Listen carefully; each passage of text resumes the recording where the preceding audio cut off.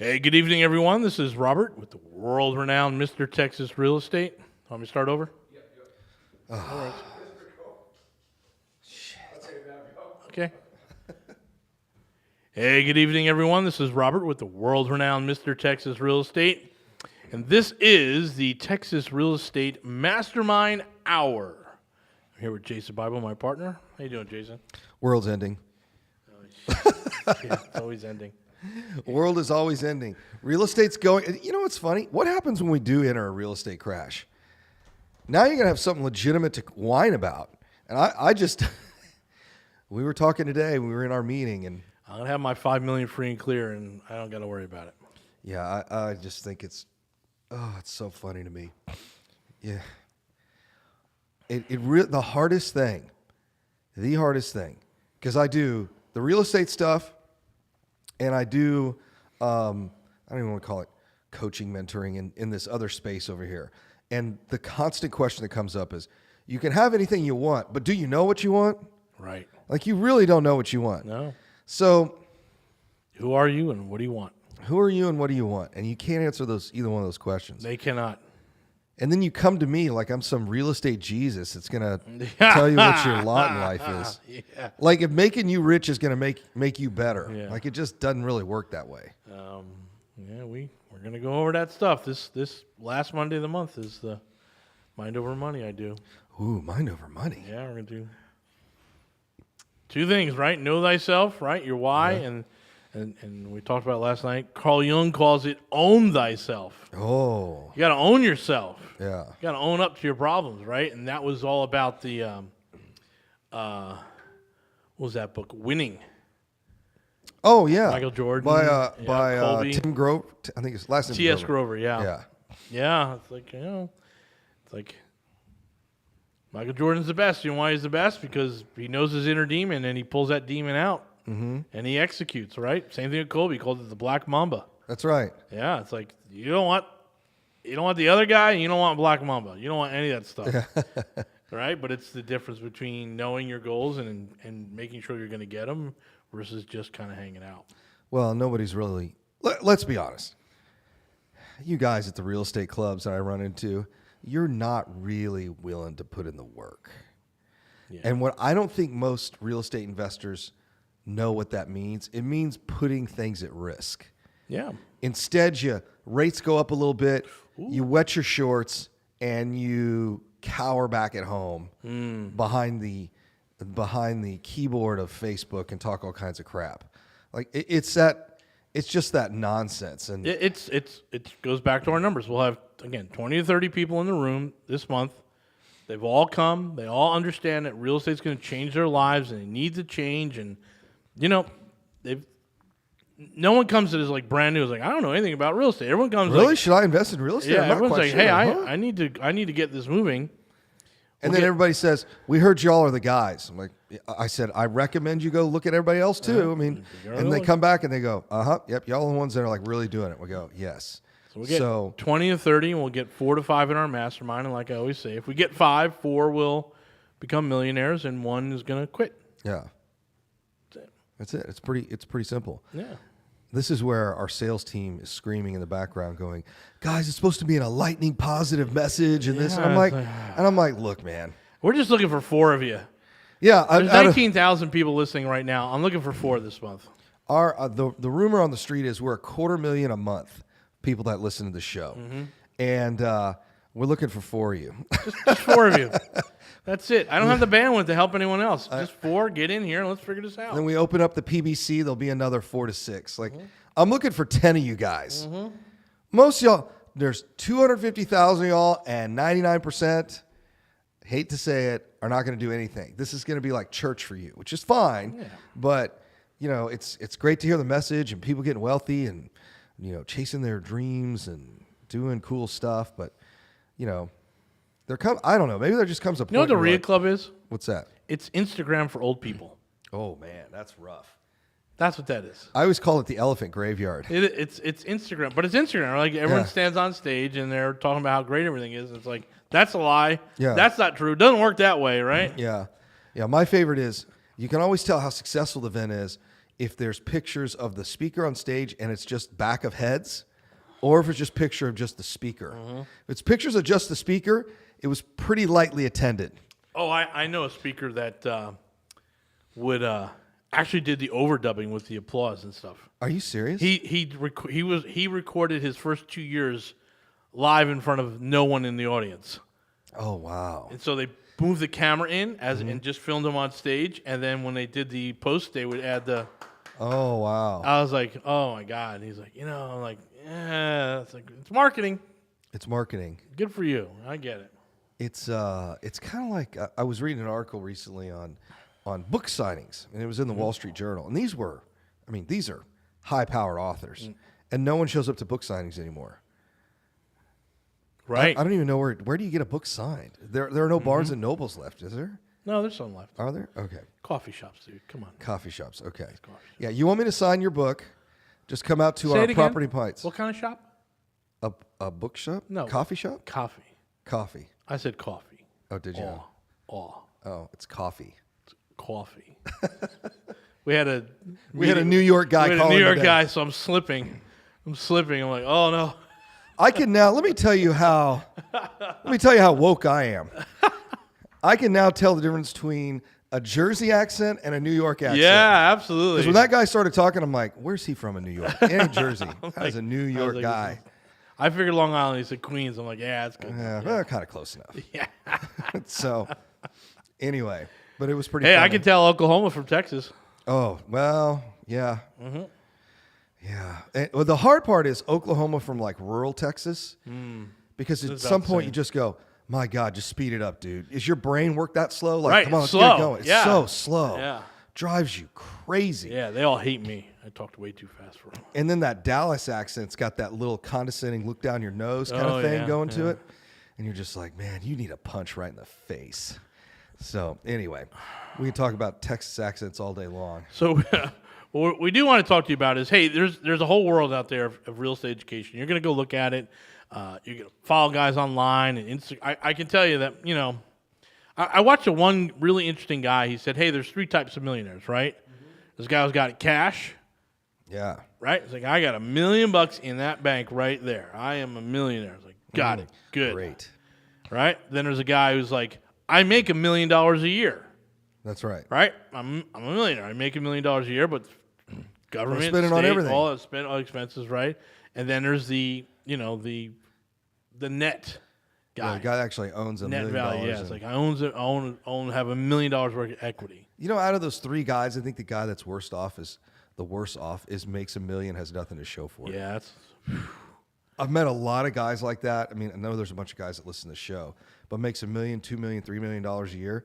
Got a nice little house and a couple of nice cars, but really doesn't have anything really to show for it. so I started looking at that this weekend. I was like, what's rich in Texas?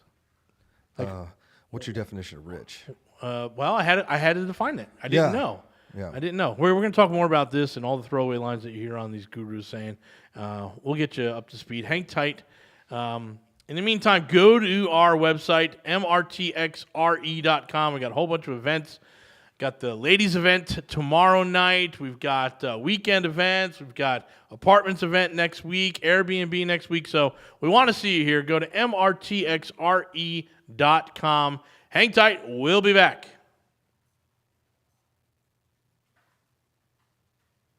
Hey, welcome back, everyone. This is Robert with the world-renowned Mr. Texas Real Estate, and this is the Texas Real Estate Mastermind Hour. Because we have a real estate mastermind here in Texas. Yeah. So I don't know I didn't know what rich was. Yeah, what's I rich? was like, hey, we're fixing to have a really good year. Oh, we're fixing to. Yeah, so I'm like, let me take a look. Let me figure some things out. And statistically, it was around $5.25 to $650. Gross income? You make Okay. $5.25 to $650 a year, you're considered rich in Texas. Ooh, okay. But then I read an article in some doesn't paper sound so in rich. Dallas Okay. that said they did a survey of people who made over $250,000, and most people complained that they were broke Yeah. in Dallas. I will tell you, when I used to do the Dallas seminar, And this. All right, let's be honest. This makes people uncomfortable. Who the first time I've heard this. Yeah. My business is talk about your money. Yes. And when people get in our mastermind, sometimes they get a little uncomfortable. I'm like, then what did you join for? Right. What are we talking here? So my business is your money. And I talked to a lot of people in Dallas that I will never forget. I met this couple, sweet couple, younger couple. And they were making over $500,000 a year. And they were having a really hard rich. time, like in their 20s, right? Yeah. They were having a really hard time saving $20,000 a year. And I actually looked at him. I stopped him at one point. I'm like, look, I feel like I live like a rapper or a rock star sometimes. And I know what I spend. What in the hell are you spending all your money on? Sure. Yeah. I mean, I can understand if you got a couple Lambos and none of that, the money goes quick, but I'm like, you've got what? And I'm like, what are you spending it on? Like, I just couldn't figure it out. I mean, you could go to Vegas every weekend. That's the problem. They couldn't. I'm like, are you going to every weekend in Vegas or at least once a month and blowing $40,000? Like, I couldn't. I'm like, I was trying to wrap my mind around it. Right. So I'm like, how do you not have anything? You telling me you can't save 50% living in Dallas? You can't save $250,000 a year and making $500,000? I mean, even with the kids in private school and everything, that'll make ends meet. So and I met a lot of people like that in Dallas. Now, in California, New York, I can totally understand that. Yeah, for sure. Brutally expensive, Yeah. right? But here, Dallas? Come on. It's not that expensive. So anyways, that was one that always shocked me. It seemed like everybody makes just under $1 million broke in Dallas. And I'm like, I don't get it. Yeah, so I was just trying to figure out what it looked like. And I was like, no, I might. Because I've been going over my goals. I kind of keep looking at them now. I tweaked them in December and I'm looking at them. Let me look at this. What is it this? What does this cost? How much do I have to do for this? And I wonder how many people who make over this amount of money actually do this. Like, how many people over $500,000 actually finance their cars versus buy their cars, right? This is going back to the Millionaire Next Door, Say, right? you gotta read it. I got my girl. She was like, "What should I read?" I'm like, Millionaire Next "Here's the Door. Trinity study and the Millionaire Next Door." Yep. Then we can talk after that. She's like, "Okay." Yeah. So, no, all data still holds up. I'm like, yep. No, they're buying it cash. And so, we're looking at that Tesla, and it's like, you're going to stroke a check for $72,000. We're not financing this. Well, or you can because you're not gonna get like the X. No, I'm getting the Y. No, but the Cybertruck we can write off in year one. Cybertruck for 1,000% sure. Yeah. And we can write interest payments off too. So it's kind of like 6 of one, half dozen another. We'll definitely do 5 years on both. Yeah. This, Yeah, easily. So just knowing what you want is a big thing. Well, let's go back. This is where it gets tricky too. Do you lease or do you not? Because we can write off a lease. Yeah. But they'll take it back at the end of the lease. There's no option to buy a Tesla at the end of the lease. Oh, they don't let you do the buyback? They take it back. Really? Yep. Okay. Yeah, and then they take it back because they make money on it. Right, yeah. Because they don't lose their value. Like, they're no dummies, right? So, anyway, my point is, if you don't know what you want, the guy on stage is going to tell you what you want. Right? Yeah. Don't you all want financial freedom?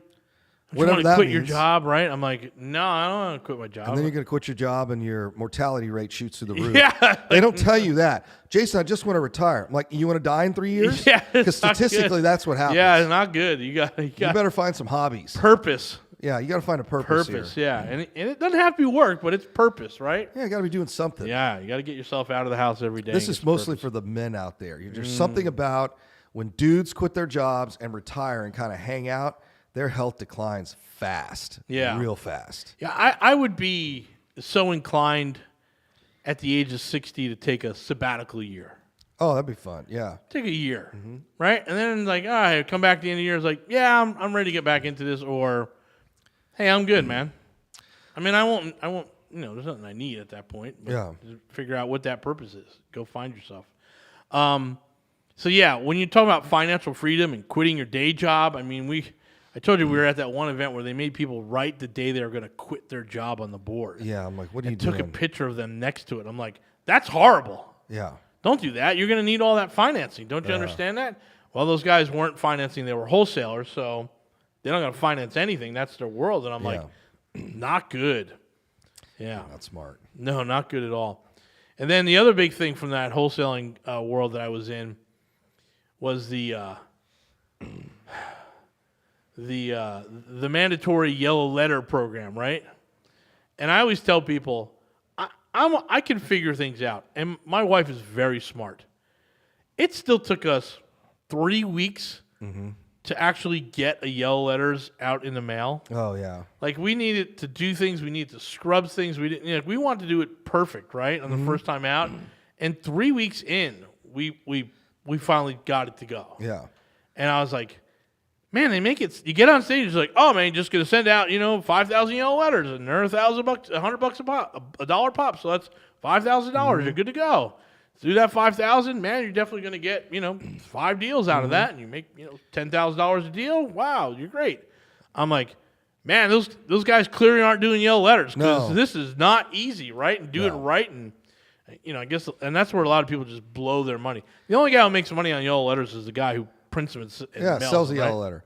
There's a yellow letter guy that follows me on Facebook, and he's done really well just selling that and some other stuff. So he's like, I'll show you how to do it. I'll show you what works, but that doesn't mean most of you guys are going to be successful. So, and he's an investor himself, buys stuff all the time and all that. So does it work? Absolutely. Yep. But not as easy as everybody says on stage it is. Well, I'll tell you, one of the things we show you at our 3-day is we show you the best mail campaign you're ever going to do in your life. Yep. So if you're interested in doing that, come on out, mrtxrei.com, a whopping $97. Come on out to the 3-day. In fact, when I tell people when we get to that slide, I'm like, this is how you can send the mail, but here's what I'd rather do. Get on a plane and go to this location and knock on the doors. Yep. I said, I guarantee you nobody's doing that. I'll never forget. So there was a gal, she was up on the way on the north side, like Livingston or north of, it was way the hell out there. And we sent her a letter. She sends us an offer letter back. Says, hey, you can buy my house, blah, blah, blah, blah. No contact information, just her address and her name. No phone number, no email address. So we went up there like one morning. It's like 17-hour drive. Not really. It's north of Livingston. It's like an hour and a half, 2 hours from here. She was retired with her husband. From Sugar Land. Yeah, from Sugar Land. It's take a plane. Anyway, so we get up there. By the way, this is all considered part of the Houston MSAs. That's why I say Houston's the largest real estate market in the country. So we get up there, knock on the door. Like she's literally got curlers in her hair. She's like, and she's out in the country. She's like, can I help you guys? And we had the letter. We're like, hey, you sent us this letter? And she's like, oh my gosh, why don't you guys call me or email me? We're like, ma'am, there's no contact information on here. And she starts laughing. She says, I sent that letter to 5 other people like y'all that want to buy my house. You're the first one that showed up at the house. I said, well, you want to write a contract because the number works for us? And she's like, yeah. She's all laughing. Yeah, come on in, meet my husband, the dogs, all that stuff. Signed a contract, bought the house. But how many people get off their butts? None. Yeah. It's rare. It's very rare. It's really rare. Hey, guys, hang tight. We're going to be back from the break here. Go to MRTXREI to come on out to our 3-day, learn how to do some off-market marketing. Hang tight.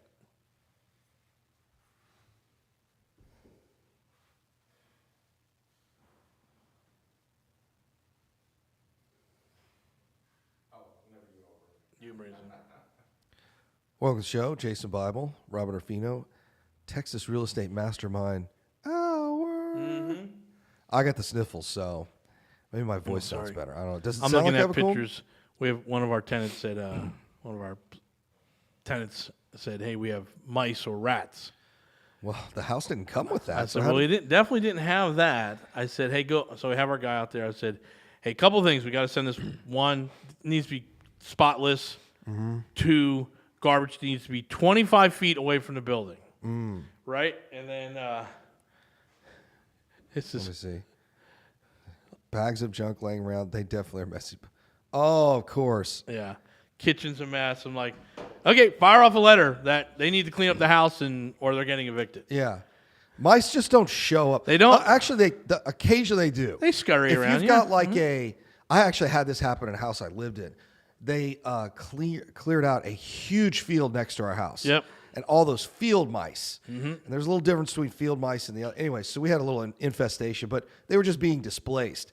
They weren't showing up to eat garbage in the backyard, right? So that's a little bit different. This is Section 8, so this will happen very quickly. Oh, yeah, that'll happen pretty. Oh, yeah, because you send it over to the caseworker, and they're We like, won't send it to the caseworker. We'll send it to her and say, hey, before we report this to the caseworker, you need this cleaned gotta up. clean this Garbage dump needs up. to be 25 feet away from the building, that type of stuff, Yeah. When you have trash piles next to the building, guess what's going to happen? Yeah. Yeah. Little buddies show up. No surprise. Little friends. So, Especially this time of year because they want to get warm. absolutely. Oh, I got free food and I can be warm. This is great. anyway, that's fun stuff. Anyway, nobody tells you about that too. No, you know what the big thing is nobody tells you about that we do? What's that? Is the first 18 months of being a landlord. Oh. Which are the roughest, right? Yeah. And we were on that cruise, and someone in our mastermind was like, man, it's just so... I was like, you went out and you bought like 22 doors in the first year. So Yeah. did you just think everything was going to be like easy peasy year two? It was like, hey, man, you got 22 problems you got to settle, right? But by about the end of year two, you're Yeah, then it's along. fine, right? It's That's why we usually recommend people buy a couple, stabilize, buy a couple, because then you're kind of dealing with headaches as a minor nuisance as opposed to like 100 doors right out of the gate. And listen, I hope we're not scaring anyone off. This is just reality. Yeah, you got tenants and conditions of the house. The big thing is like we did that whole syndication. We renovated. We sold all the buildings, right? Mm-hmm. And I said, hey man, I'll give you a warranty for anything I touched, right? Right. Yeah. So hey, if it's kitchen cabinets that are screwed up, I'll come and fix those, and doors, whatever. Mm-hmm. We did a little plumbing, not a lot. But one of the sewer lines backed up. And it's old, so there's no clean out, and they have to find it with the radar and all that other stuff and the tracker. Oh. And the guy's like, oh my God, this is horrible. He's like, is there a warranty on that? I'm like, no, we didn't touch the pipes. Yeah, we didn't touch the sewer, dude. And the guy's like, man, are they all going to be like this? I'm like, yes. Probably. Just assume they are. Yeah. So now what? Yeah. Yeah. Now, let's just deal with the problem, right? Let's just get it fixed. This is why we have reserves. This is why we have these things. These things happen. Mm-hmm. But at a certain point, they just kind of go on autopilot. Yeah, we're not selling you the idea that these things are problem-free. Yeah. If you want to make a solid little 8 to 10%, be a passive investor, be a lender, be that person that just puts your money in the deal and that's it. But if you want to make triple-digit rates of return, you have to deal with the headaches. I watched a really great... 246% return on a house I'm working on right now. It's like, I'll deal with the issues. Yeah, I'll deal with the nonsense. I'll deal with it, yeah. Yeah, and by the time you do a second refinance, you're going to have no money in the deal. Absolutely. It's infinite return. So I was watching a CEO, I cannot remember her name, and somebody asked her one day, like, what's your job? She goes, I field complaints and problems and make decisions. That's it. That's my job. Mm-hmm. So if you're going to be CEO of your little rental portfolio, empire, guess what your job is? Yep. Fielding complaints, fixing problems, making decisions. That's it. So if you want to make lots of money, that's how you do it. If you don't want that, that's fine. That's called passive investing, and we got a bucket over here to put your money in. Right. Anyway. So, look, real estate works. Yes. It's massive. The returns are great. This is why wealthy people are all into real estate, right? Mm-hmm. But nothing that good is ever painless, right? Yeah. And so you guys are believing this marketing stuff you're hearing. Yeah. Like I watched some guys like, hey, here's one of my students. She did, and I'm like, let me reverse those numbers real quick. I'm like, something's missing. I'm like, holding and closing costs. Mm-hmm.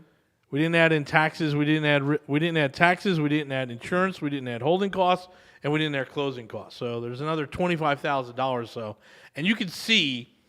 This guru is doing it, and his student next to him is uncomfortable with the numbers. Yeah. You can see it in her face. She's like, well, I don't know if that's quite right. She didn't say anything because it was cut real quick, and I'm like, oh, that guy's marketing. Yeah. Let's just call it. He's in marketing, right? Got it.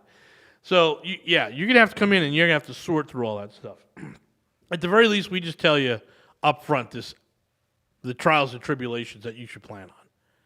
There's none of that nonsense here. Well, this is going to be this might be my motto for 2023. Everybody loves the wedding. It's fun. Yeah. There's always some random uncle or aunt that drinks too much. It's doing something hilarious. Then you may go out afterward. Like, it's always fun. Sure. But the marriage is where the work all starts, right? Of course. So you're buying this deal, you're closing, super excited, gonna make $1 million on this one deal, and then it's like, okay, now the work starts. Right. Gonna do a rehab, got a problem tenant here. Now, is it worth it? Absolutely. Of course. But those first couple of years, you got to put a little work in. Yeah. And so that stuff that you're just kind of missing, I mean, I say it with our folks. I'm like, I've told you a gazillion times, who are you and what do you want? Yeah. Why are we having this conversation? You still don't know what you want. I can't help you. I think some of that conflict is where who they want or what they want to be is in conflict with their ego. But they realize, like, I really don't want to do all this work, but I feel like I have to because I have to be, like, super successful in this thing. And it's like, dude, why do you keep seeking validation from other people? Oh, that's a big It's one. really weird. Yeah. So it's like, just do what you're comfortable with and just do that and move on. It's kind of like the guy that's like, Jason, I'm going to go from single family, and then I'm going to go to multifamily, and then I'm going to big office buildings. I'm like, you know what? I know no one who's done that successfully. Why don't you just start in the place that will meet your goals? Mm-hmm. Like I keep going back to, you and I go buy an office building, or we got this office building. We're going to go buy 14 more of these things. We're going to do a couple other things, but man, we are good at single family. Like, people keep asking me, like, Jason, why don't you, quote, graduate and do these bigger asset classes? I'm like, because I can do single family in my sleep, and we'll make $100,000 a pop on them. So once you buy them, renovate them, hold on to it for a couple of years, you're making $100,000 on each one. I'm like, I just rather do that. It's easier. I think, yes. And like I said, you and I in 4 months will make $1 million, right? So what's so funny is that we're over at Steak 48, and Steak 48 is fantastic. My other favorite steak place, we don't have one here in Houston, but it's called STK, and the one in Vegas is awesome. I know it. Yeah, really STK well. is great. Yep. So those are my two favorite. And then the one that we go to in Mexico, those are my three favorite steak places in the entire world. But no one ever went to Papa John's or McDonald's or any of these guys and said, man, McDonald's, you guys really need to graduate into fine dining and steaks. Y'all need to be selling $500 steaks here. No, I'm. No, they're good at making burgers, right? Yeah, we're make burgers. We're having fun with everything we're doing. Yeah, it's for us. We're doing it again. We're just gonna do what we've taught now for the last 3 years. Like, hey, let's do it again. We did it 3 years ago. Let's go ahead and do it again right now. I mean, we're doing it right now. Yeah. And the last night's show was no better time than now. So if you want to learn about this stuff, come on out to our 3-day MRTXREI.com. MR is in Mr. TX is in Texas. REI is in real estate investing. Hang tight. We'll be back for the break.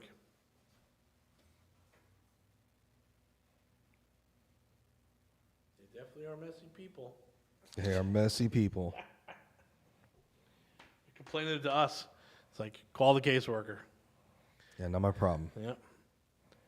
Hey, welcome back, everyone. This is Robert and Jason from the world-renowned Mr. Texas Real Estate. This is Texas Real Estate Mastermind Hour. Hey, it looks like we're going to be 1 hour earlier, Jason. Oh, that's right. We negotiated a new deal. Yeah, so we're going to be 8 to 9. Right? 8 to 9, which is perfect because I blow through my education nights. Mm-hmm. We're always out here by like 8:15. I'm like, I don't want to stay much later. Yeah, I noticed if you are ever on stage with Rob, and about 8:07, you're going to turn around and he's going to be gone. I'm like, all right, guys, wrap it up here. And then everybody walks over to me and starts asking questions. I'm like, where's Rob? Bedtime, man. It's bedtime. He's out of here. I have to be in bed asleep by like 9:15 because I'm getting up at 4 now. Oh. So that's like 7 hours, 7.5 hours. That's a good REM cycle. I want to get to bed, get my 5 cycles in, and I'm good. You know, there's this article from Babylon Bee that was zipping around, and it said, we got to get the kids to bed early so we can watch the first 15 minutes of Netflix and fall asleep. Yeah. And literally, like, that's been happening the last couple of days. Like yesterday, it was like 10:45. Oh, let's put a Netflix show on. I'm like, all right, turn it on, and literally. I started watching Louder Milk. I hadn't seen it, no. I would tell you to watch it. Yeah, what is it? It's the guy from Office Space, Ron Livingston. Mm-hmm. And he's a bit of a curmudgeon, and he's he's an alcoholic who also is one of the caseworker guys, and he does his thing, and it's pretty funny. Good. Okay. Yeah, it's pretty funny. It's We were watching Madoff the other night. I'm like, oh, this is I didn't so get to good. that, but I've seen that guy before. The guy who pegged him like 10 years before Yeah. everything happened. He's like, yeah, one of three things is true here. Yeah. Right? Either he's doing it and I don't know what I'm about, right? Or he's paying people, but they're coming from another source, or he's running the world's largest Ponzi scheme. Yeah. Yep. Yep. He wrote that letter and just said, if you just give me 25 minutes, I'll talk to you. And then he testified in front of Congress. Yep. And they excoriated him. Ugh.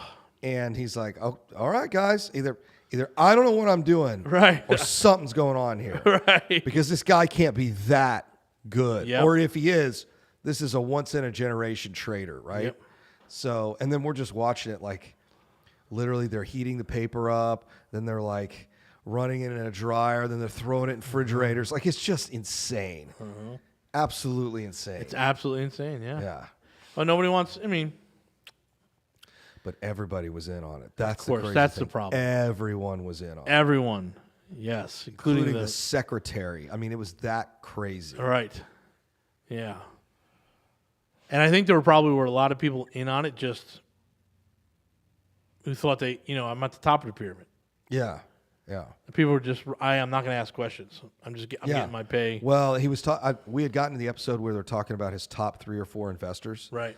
and he said when he was being interviewed, once he'd gone to jail, he said, he goes, I don't think a couple of them didn't know, but these couple guys right here, they never told me, but Yeah, they knew. they had to have known. Of course. Yeah. But I'm the big dog, so you're going to feed me. Yeah, that's Yep. right.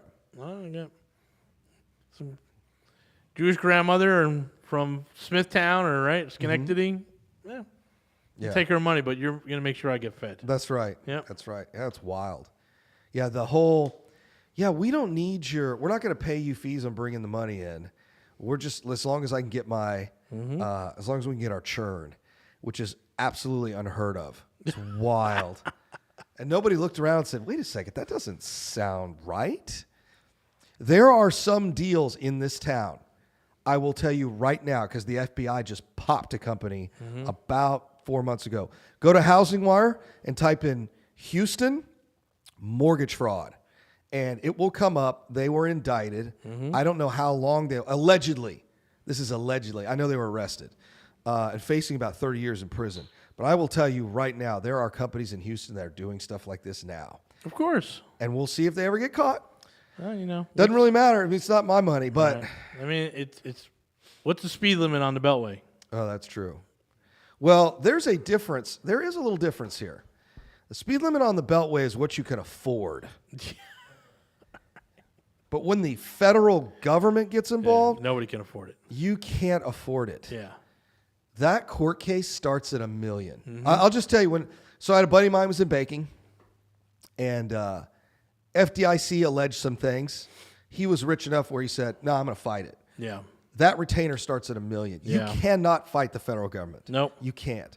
So when someone's running some little real estate scheme and it involves mortgages, that's investigated by the FBI. It's considered bank fraud. Yes. So if you think that everyone's kind of looking the other way, it's no big deal, it kind of is. Yep. The federal government gets involved and it gets expensive quick. Very quick.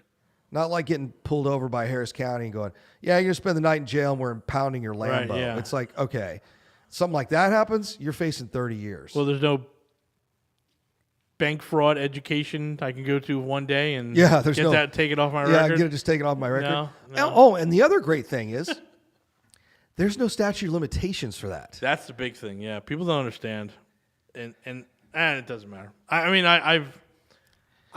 I'll tell you what, the SEC is getting a lot smarter because I'm seeing some of these stuff the SEC's doing, and I'm like, ooh, we were waiting for you to nail that guy, and they popped him. And I'm like, there'll be more. It starts in California and runs across the rest of the coast. We're watching it. We'll actually have a call next week with our SEC attorney just to sort of got a couple things to talk to him about, make sure we're all on the same page. And they talk to the SEC every single day. Yeah, they're getting a lot. Yep.